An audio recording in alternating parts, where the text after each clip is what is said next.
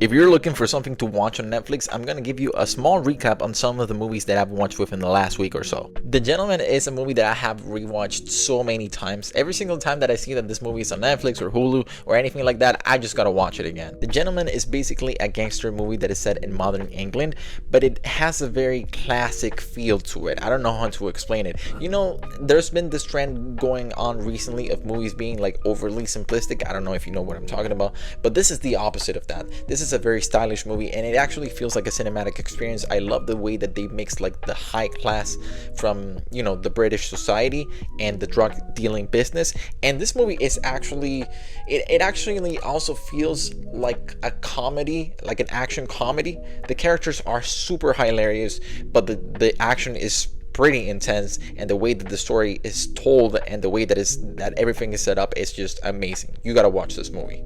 Carry On is a movie that surprised me a lot, even though I already knew that this movie has been in the top 10 movies on Netflix for like the last couple of months or so, and I also was aware of the fact that this was the biggest blockbuster that Netflix managed to produce in 2024.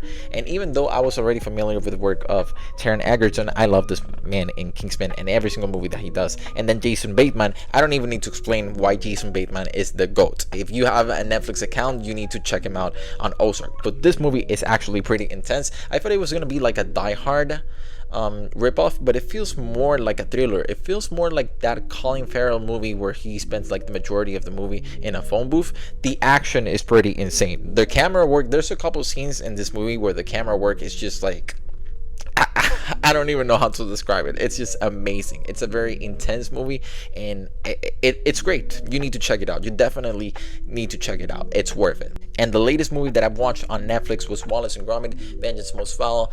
I love Wallace and Gromit. I grew up watching The Curse of the Were Rabbit so many times, and this movie just put a smile on my face throughout the entirety of the movie. I wouldn't call it a kid's movie. It's more like a family movie. You don't have to be a kid to enjoy it because the story is really well done. There are many points in which you don't really know in which direction the story is going to go, and the characters are very wholesome.